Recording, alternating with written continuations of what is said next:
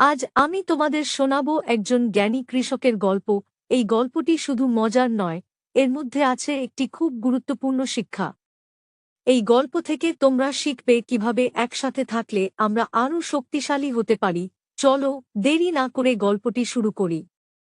একটি শান্ত ইংরেজ গ্রামে, সবুজ মাঠ আর বড় বড় ওক গাছের মাঝে বাস করতেন এক জ্ঞানী কৃষক। তার নাম ছিল মিস্টার ওক উড। তার ৩টি সন্তান ছিল। তারা বুদ্ধিমান হলেও প্রায়ই ঝগড়া করত এবং ভাবত যে একাই সব করা সম্ভব। মিস্টার ওক উড বুঝতে পারলেন, একতার শিক্ষা না পেলে তারা জীবনে অনেক সমস্যায় পড়বে। প্রতিদিন সকালে মিস্টার ওক উড তার সন্তানদের একসাথে খামারে কাজ করতে বলতেন। কিন্তু তারা একে অপরকে সাহায্য না করে তর্ক করত। বড় সন্তান বলত, আমি একাই ভালো কাজ করি। মাঝের সন্তান বলত, আমার কারো দরকার নেই। ছোট সন্তান বলত, আমি একাই যথেষ্ট শক্তিশালী। এক সন্ধ্যায় মিস্টার ওক উড টেবিলের ওপর কয়েকটি শুকনো কাঠি রাখলেন।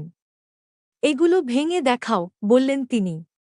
সন্তানরা সহজেই কাঠিগুলো এক এক করে ভেঙে ফেলল। তারপর তিনি অনেকগুলো কাঠি একসাথে বেঁধে একটি গোছা বানালেন। এবার এটা ভাঙো, বললেন তিনি। তারা অনেক চেষ্টা করল, কিন্তু কাঠিগুলো ভাঙতে পারল না। মিস্টার ওক উড হাসলেন এবং বললেন, একটি কাঠি দুর্বল, কিন্তু একসাথে থাকলে তারা শক্তিশালী। এই কথা শুনে ছেলেরা বুঝতে পারল তাদের বাবার কথার আসল অর্থ।